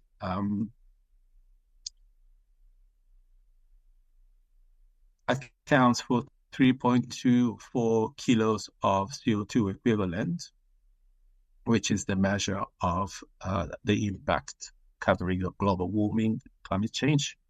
And this is an extract from the graphics that come directly from the software, which shows the distribution of that impact. So what is responsible for that? And if we take the mug, the finished product as 100%, then we can see that the energy used in the process accounts for almost 74% of that. So a lot of the carbon emissions come, unsurprisingly, from the energy use. An interesting thing that the potters point out is that, as a bit like Roelof was saying, and really supporting what he was saying earlier, the materials that come into making the mugs really do not account for a great portion of the emissions, on less than 6%. And this is actually consistent with other studies as well, where it's really the fuel used in the firing that is typically the issue. And also the machinery has, and therefore, the impact linked to the lifespan of all the machinery and tools that come into play when you make a mug has a very minimal portion of that. They're responsible for that. Very small portion of that emission. Even if we really, took a lot of care in trying to understand every single tool and all the machinery and the lifespans of kilns and drills, everything that went into making the mug, in reality, that is spread over many thousands of pots, and therefore has a very minimal impact. What is not spread over many thousands of pots and is required every single pot you make is the fuel. But it's also, as you may not see here, but I summarized here, it's not just the kilns. That 74%, it's almost 47% comes from the kilns, but the rest, over 20%, comes from just running the studio. And that's equally split between the electricity for the lighting and the gas for the heating of the studio space. And that may actually be different from other studies and other potteries, because obviously every building is different, and also it really depends on the climate of the place in which you're making the pots. Another slightly surprising fact was that the plastic-free materials that we currently use in the pottery for packaging has a high impact in terms of carbon emissions, although it eliminates plastic and therefore reduces or eliminates the emissions and the consequences of using plastic in the packaging and plastic in the environment. There are emissions linked to the use of the interleaf paper, carton, and especially the cornstarch peanuts that are used to replace the plastic peanuts in the boxes when these pots are shipped. I have to say, our study is cradle to gate, which means that we looked at everything that goes in terms of materials and fuels, but we stop at the moment the mug is produced, and therefore we haven't analyzed the transportation and the use of the mug, which also showed it's quite interesting to see in other studies. But most industrial studies stop there as well. That could be the focus of future studies. Now, one consideration on this, which I think is maybe interesting in terms of discussing sustainability of craft ceramics more generally, is that you see the 4 photos at the bottom. Those are 4 points basically I wanted to make. It's very difficult to make, wild statements about what should be cut and what kind of technology you should be using. It really depends on the context and the narratives around the production of that specific space. However, we can see here some examples based on our analysis that shows that there are things we can do. So the first one is the electricity and the heating. The heating may be too much, and that's something that can be done in the next, future building. But electricity is obviously a quick win for anyone to just replace with a minimal investment the lamps with LEDs and to design new spaces that have a lot of natural lighting and supported by, low energy lighting. So that's something that could be done, and it's a quick win, and you can reduce 10% from tomorrow. The gas kilns you see in the middle is a lot more complex, because that is both complex from a sustainability perspective, because it should be replaced with clean fuel, and even electricity is not that clean in the UK at the moment, as Giorgio may allude to later on. But it's also intrinsically linked with the narratives that Roelof and Matt were discussing earlier. The third point is the plastic-free packaging, which is an example of something that intuitively looks more sustainable. It is done to improve the sustainability of the packaging in this case, and the image of the pottery. It is also expected by the customer, and therefore could be difficult to replace once it's introduced. It looks nice and clean, however, it also has its problems. So these things should be maybe decided based on data rather than just the impulse or the customer's expectation. There's maybe the need to inform customers, or even teach them sometimes, of what is best from an environmental perspective, if that is the narrative that the pottery goes for.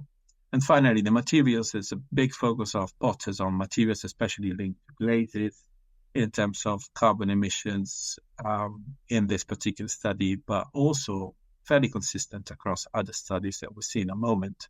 The materials are not the greatest concern, and really it's a combination of firing and sometimes material, depending on the amount of imported material, but this is not the case at the Leach.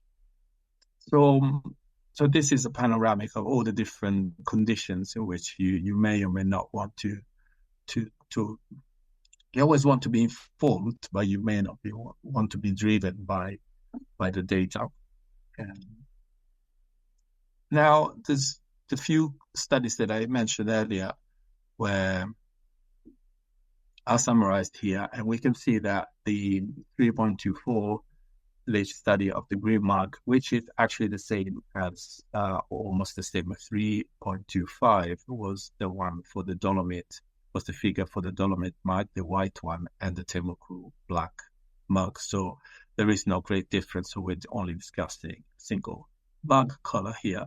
So you can see it's very difficult to do this because there is no scientific review that looks at all these studies together. These are also studies that are published, and with the exception of ours, which will be published this year, and Julia's Michael Grubb book that came out last year. All the others have been peer-reviewed and are published on scientific journals. However, they all look at different, very, very different types of potteries, and therefore it's very hard to extrapolate data that can be useful or directly comparable to a typical kind of studio pottery situation in the UK. And again, the Leach will be slightly different in terms of size from most potteries in the UK as well. However, you can see when you tend to go closer to industry, is a little bit of a lower number. However, one may intuit that in Thailand and maybe southern Italy, where these studies were done, perhaps there wasn't much of a need for heating the place. And also we don't know exactly, the processes are not described in great detail, and the devil is in the detail as always. So just to conclude, I don't want to, this is completely different things. This is food, but just to give you an idea of what a mug does. And a mug, we said, is, if 3.2 kilos, it corresponds to 2.8 mugs. A single mug is about 1.2 kilos of CO2. And then you can see how that compares with a kilo of tomatoes or a kilo of corn, or wheat and rye.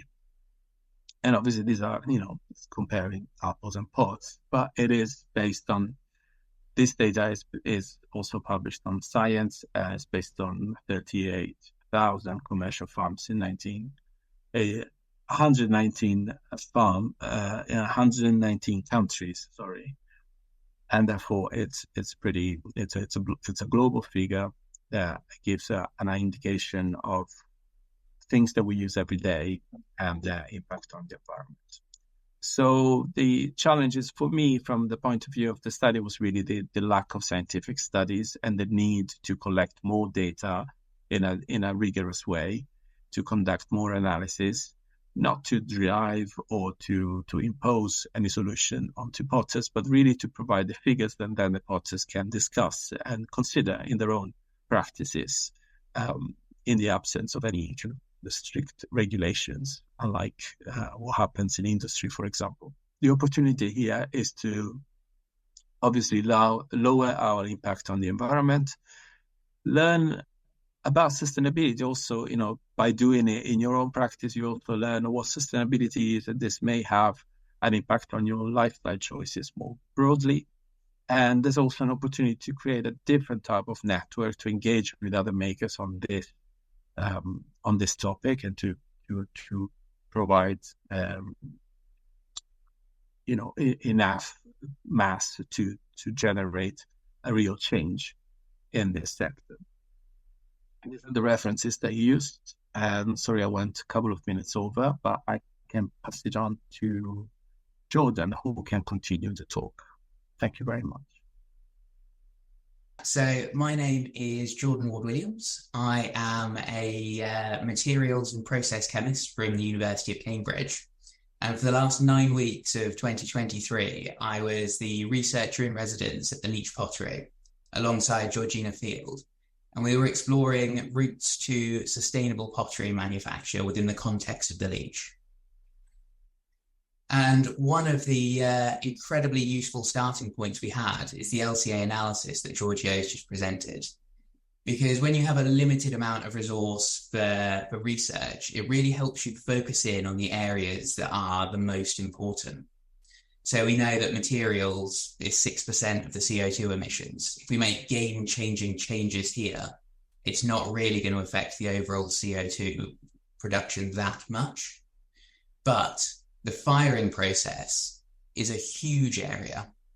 And I've picked out in particular the gas firing process, which is instrumental to the Leach work, but accounts for 37% of the overall CO2 emissions. So what I wanted to explore throughout this residency is, are there ways that we can easily and naturally reduce that number? And when you're talking about a gas-based process, one of the first questions that comes to mind is it possible to electrify it? Would that help?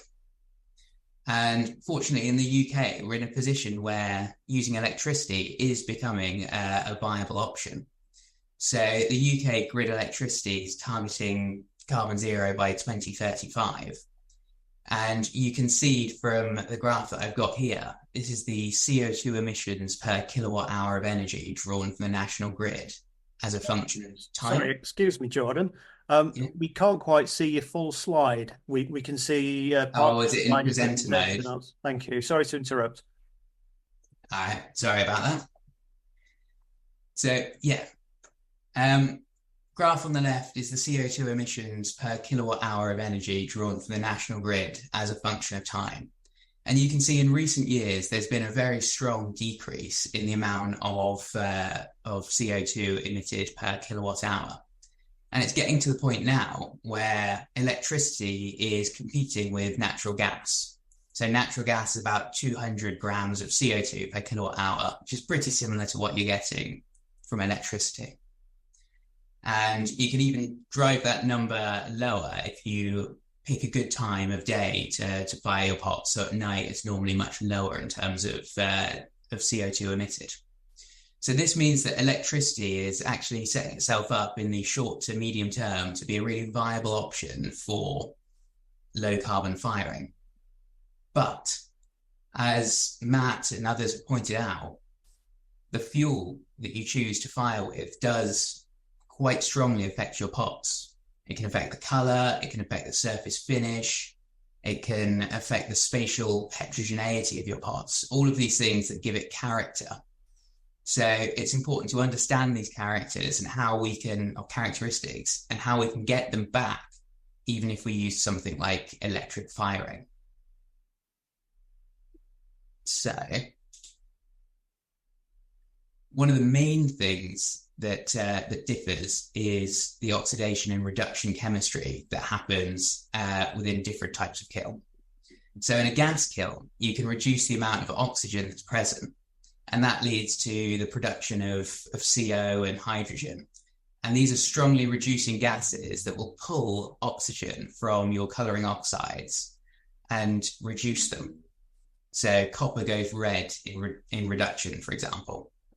Whereas if you have an electric kiln, there's normally an abundance of oxygen about, and you get oxidation colours, this half palette that Bernard Leach is talking about, and copper goes sorts of blues and greens.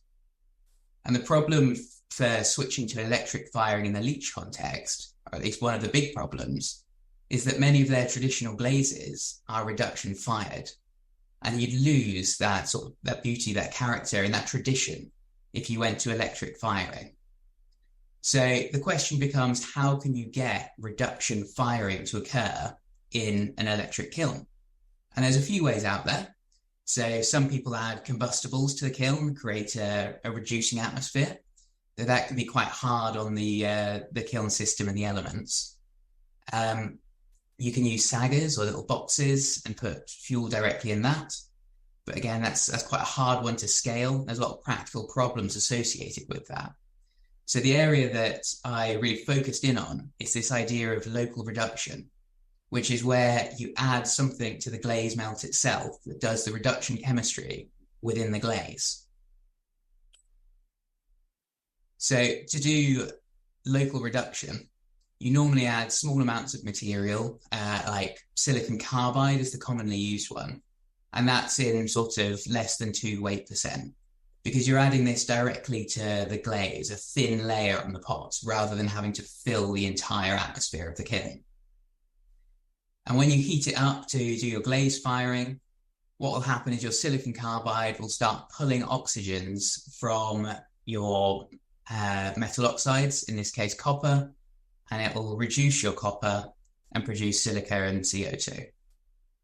And this local reduction methodology it's pretty well known. So it's been around at least since the sort of 20s and 30s, with people creating an array of copper reds. And the example on the right-hand side is a locally reduced copper red pot from America. But it's not hugely common to do for other glazes. I think part of the reason that it's not taken off is that carbon dioxide that it emits. It causes a whole host of problems with the glaze. So normally it will get stuck in the glaze, and you've got to really tweak your recipes, adjust your glazes, and basically completely change a glaze to do a local reduction methodology. And a couple of examples of what I found during my tests are down at the bottom, where we've got everything from sort of cappuccino foam on the left to something that resembles the surface of the moon on the right, both of which objectively lovely in their own ways, but when I was aiming for a local reduction, smooth finished glaze, it was not exactly what I was aiming for. So I started exploring some of the Leach glazes, some of these iron-based glazes, which from a scientific point of view should work, So iron can thermodynamically be reduced quite well. But what I found was that the reducing agent had a very strong effect on the overall finish. So on the left-hand side is a chung glaze fired in an electric kiln. It comes out a sort of plain sandy color with no evidence of reduction chemistry happening. When you do the standard approach and you add silicon carbide, you get that top row of glazes there, where you've got these lovely blue colors starting to come through, which is indicative that the local reduction chemistry is happening and it is working. But you've also got a severe bubbling problem and a severe cratering problem. And regardless of the loading of silicon carbide, the mesh size and the particle size, whatever I tried, I wasn't able to get a satisfactory finish. And you even start getting darkening due to carbon trapping within the glazes.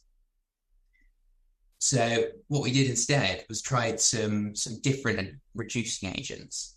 We actually found one that worked really quite effectively in very low loadings.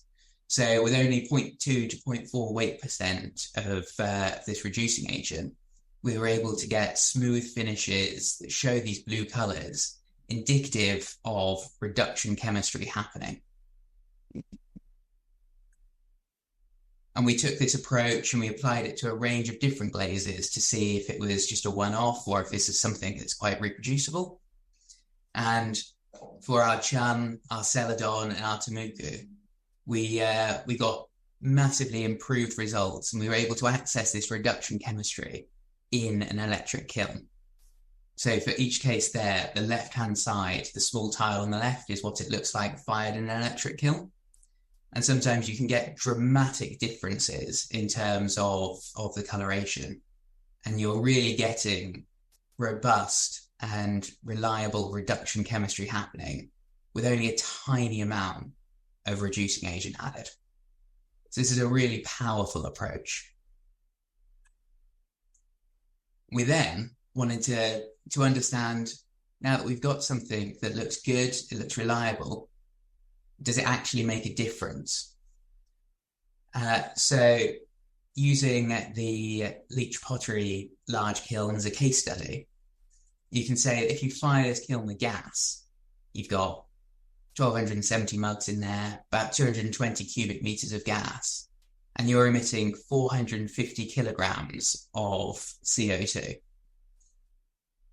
If you have the same kiln, so hypothetical kiln, built the same size, same thermal properties, so it will need the same kilowatt hours of heating, and you power that with 100% renewable green energy, you still fit the same amount of mugs in there.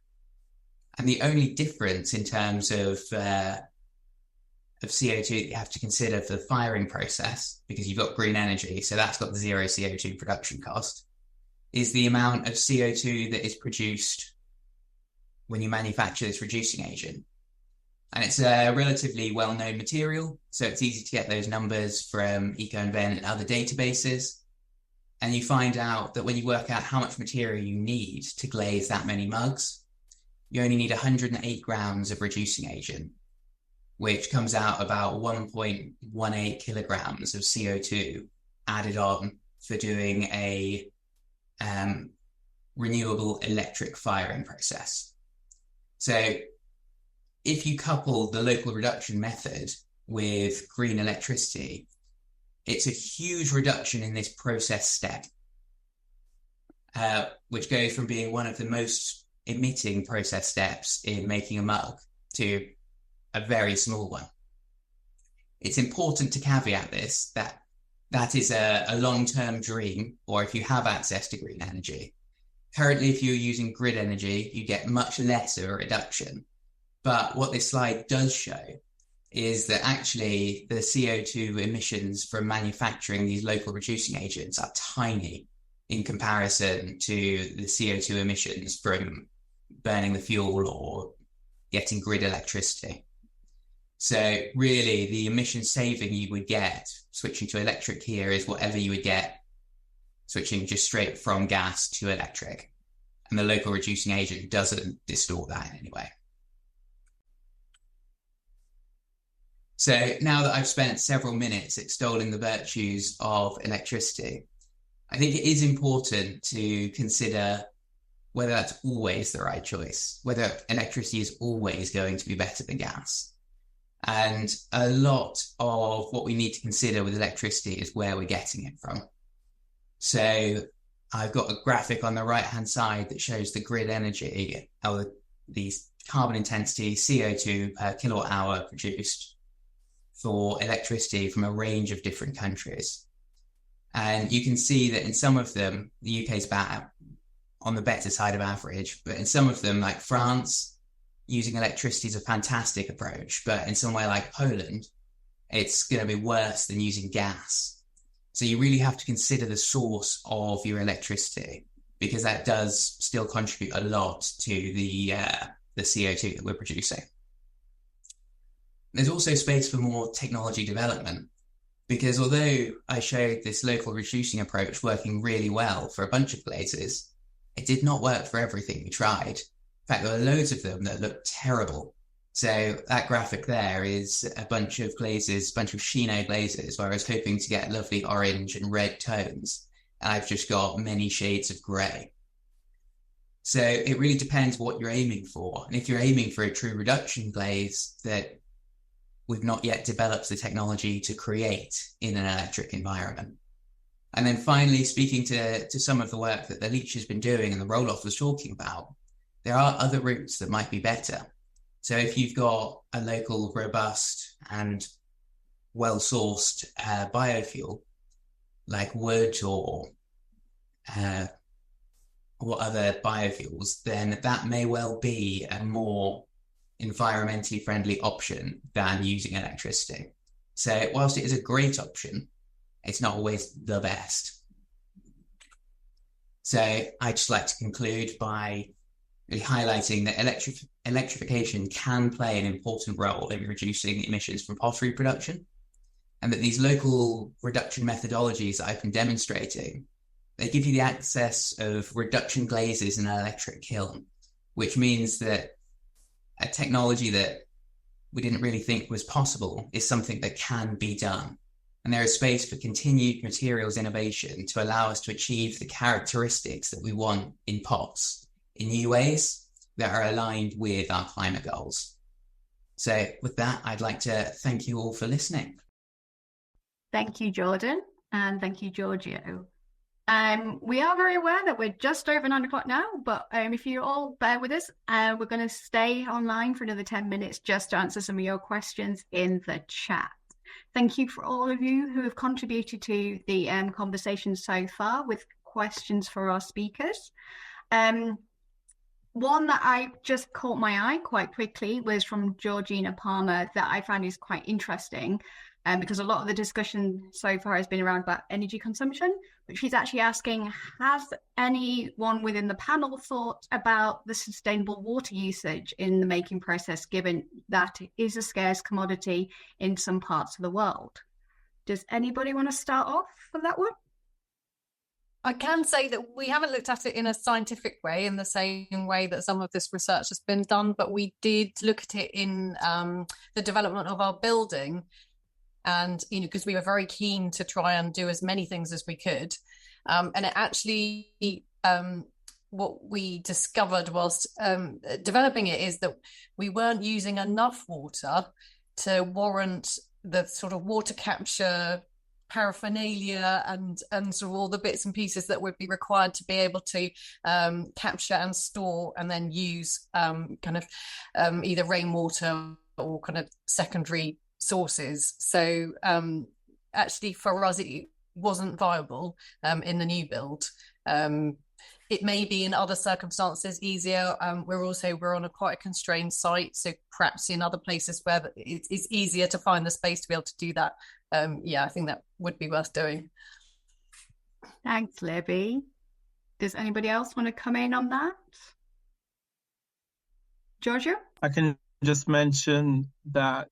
Thank you. The LCA did not this initial study doesn't consider water because Well, first of all, it's very hard to making a mug, so we made that choice when we had to go for the right assumptions. What I would say is that the concern with water in pottery, there's two. One is the actual use of the water. The other one is the contamination of the water, the release of dirty water in the through the sewage. And that is a very serious issue which can be very easily prevented, as it is now in many studios, including at the Leach, with a collection of solids under the sinks. So that is something that is already in place. So we can stay there. The water that comes out is relatively clean and has been filtered through. And I use a bucket system in my lab in Tokyo, and it works pretty well. So it's kind of low tech, but similar results. Thank you, Giorgio. Roelof, were you wanting to respond to that in terms of the studio? Not really, no. We don't use, the most, so, if you make pots well, you don't really use a lot of water for the making process.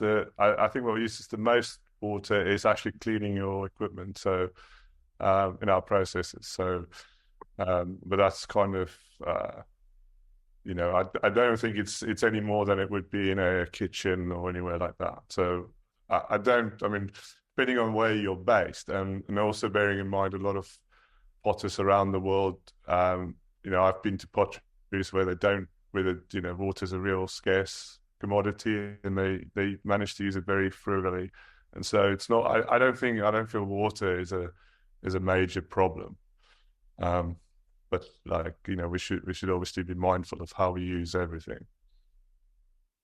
Thank you. There was one of the first questions that actually came in. I believe, Michael, you were going to answer this about the idea of hydrogen as a clean energy. Did you want to respond to that? Sure. So, in general, hydrogen gets talked about a lot.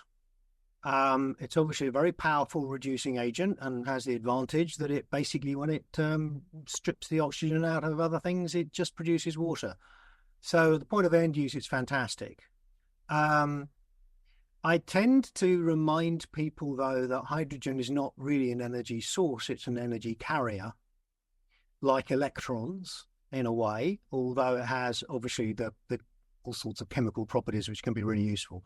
But a little bit like the last talk, by the way, it's been fascinating for me that listening to it. I hadn't quite realized there was such scope for electrification in certain areas.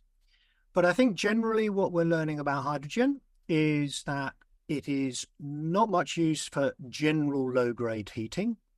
It's a very inefficient way of heating your home. And probably it's outclassed by electricity for transport. But when chemistry comes into play, it may be a very useful thing. The question then is, how is it made? Actually, there is already quite a lot of hydrogen used in industry, and a lot of it is incredibly carbon intensive. So a little bit like, that slide of the declining carbon intensity of electricity, we need to see the same thing starting to happen for hydrogen. And we could. I think the really interesting question, I'd be fascinated if people get insights, is to what extent might industrial or use of hydrogen in pottery or others actually utilize a future gas grid? Because if industry doesn't really need hydrogen at scale, it's hard to see what the role of the gas grid is. It does require some upgrading, and it then requires those questions: where did the hydrogen come from? Which typically people answer it well. Renewable energy electrolyzers, potentially in some regions you may be able to extract hydrogen directly from the earth. There are hydrogen deposits, or stripped out of natural gas, and if you can bury the CO2. So it's an interesting fuel, probably overhyped, but probably very important in some industries. Okay. So on the back of that, some of our other kind of audience members, Andreas Priestland and also Pi Bolton, are asking about the bio oil that everybody has been mentioning and the potential of that as a sustainable source of fuel for fired kilns. do you have any comments on that? Or do we have actually any statistics about its comparisons to gas and its CO2 emissions? Well, I mean, I don't know, is anybody else from that's been currently, like Libby or Matt, if you want to answer that or try and answer that? I'll try and answer it in a sort of layman's terms. So as far as the biomethane that we're going to be collecting and then using, I mean, it's still going to emit CO2 when you burn it. But it's not so that we're capturing methane that's just going to evaporate anymore and just go into the atmosphere from the dairy industry. So we're replacing methane gas into CO2, which is not as bad as a greenhouse gas as methane. The bio oil is I think our intention is to get it from from available sources. I mean, ideally we would like to use recycled bio oil, but that obviously there's issues with an infrastructure and reliability. So at the moment, I think the plan is to get bio oil from rapeseed oil, which obviously is grown on fields in Britain, and we have quite a good supply of that. So that's what I can tell you about those two types of fuel. I mean, there are other issues, obviously, about availability and things that also the infrastructure for to burn oil is slightly more complicated than burning gas, because the infrastructure would need to create, we'd need to make the oil into the right viscosity for the burner types, which would mean heating it. So that the oil is slightly more complex as far as an infrastructure for the kilns. But if we can do it, I think oil is. I don't know which one I favor, because we haven't tried the biomethane system yet, which looks really encouraging. At first we sort of discounted it because it's the technology to actually bring us a bank of cylinders. We didn't think they were that far ahead with it, but actually we've been told by the engineers that we could start trialing it in July. So and that means we can basically use our current gas infrastructure, our burners. We need to change much. So there's positives and negatives of both types. I mean, my concern is the biogas, the methane gas. The cylinders are in extremely high pressure, much higher than normal LP gas, which does there's a safety element to that. But other than that, it might be very good. I don't know if there's a scientist on the panel that could maybe elaborate on. Yeah, Michael, you've got your hand up. Well, I don't know about that pressure issue. If they're all methane molecules, I'm not sure why it would require higher pressure. But just thought I'd flag, I mean, methane is a much more potent greenhouse gas than CO2. I'm sure many of you know. It's far better to burn it than to let it vent to the atmosphere. And in principle, if it's biomethane, the carbon came out of the atmosphere into the plant or the animal and putting it back out there. So it's a kind of recycled carbon route, providing you don't leak methane. But in general, the scientists would say methane is anywhere between 30 to 80 times worse than if you actually burn it and emit as CO2, depending on the time horizon you're looking at. Thank you very much. Libby, you've got your hand up. Yeah, I just to add, we went to a farm to see an example of how they capture it, and part of that process was really interesting because the farm was benefiting in other ways. So because they were covering their slurry pits, and sort of they were actually not then spreading so much water that they were collecting in the pits back onto the fields when they were spreading slurry. So they were also saving energy on the farm just from part of that process. So it's like all these things, it's way more complicated than you think it would be with just sets of data. And just to provide a little bit more context, so we've been working with a really good community interest company called Planet A, and they've been doing research for us on different types of low carbon energy that we could use, and they came up with 16 different types, which was far more than I even knew existed, and then went through that process of narrowing down what would be the most suitable for us. And I'm really sorry that we will publish all of this on the website, and we just didn't quite get it up today. But, all of these different reports, we want them out there. We want people to be able to read them and look at them and, to sort of take their own interpretations that would be useful for everybody else. So that will appear along with lots of other things, as soon as we get it up. Brilliant. Thanks, Libby. Matthew, I'm conscious we're now coming up to 9:15. And basically, as the curator of tonight's conference, would you like one last question before we say goodnight? I think we could have one more cheeky question, couldn't we? Which one would you like to ask? Crikey. I think this is an interesting question about packaging. And I think Giorgio might want to answer this. Because we're talking about the idea that natural options might be more carbon intensive than plastic options. And then, it would then seem intuitive to maybe use newspaper and shredded paper, but that is possibly counterintuitive from other perspectives. So, Giorgio, could you answer that, please? Yes. Thank you. It is, yes.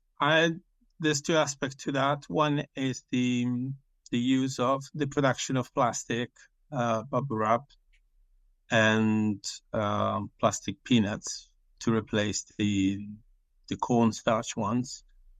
That would counterintuitively, that may be better for the environment. So this is data from the database, so I don't have the numbers in my head. But what I've been discussing with Jan was that really the plastic is actually more efficient in terms of emissions.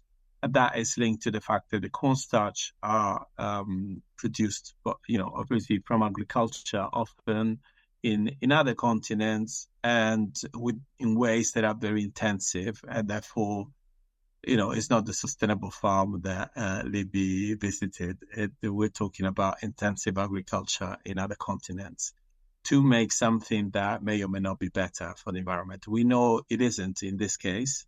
There's another point, which is, if you're using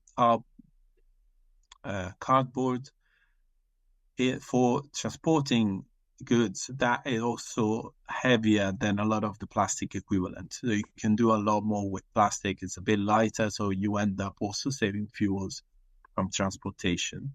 Now, this is not something we have measured in our study because we stop at the gate, which is the production of the mug. However, it is done in other studies, and that is what they show.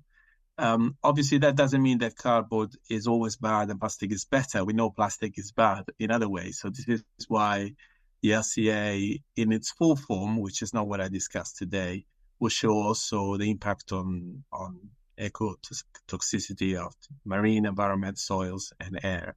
So that should be taken into account, and I don't have a final once-for-all solution on that. It's just for me to say thank you again to all of our speakers who have joined us here tonight and for their fascinating and insightful conversations. And thank you all for joining us. I'm sorry we've kept you a little bit longer than we meant to, and we hope you have a lovely Monday evening, and we'll see you again next week. Take care.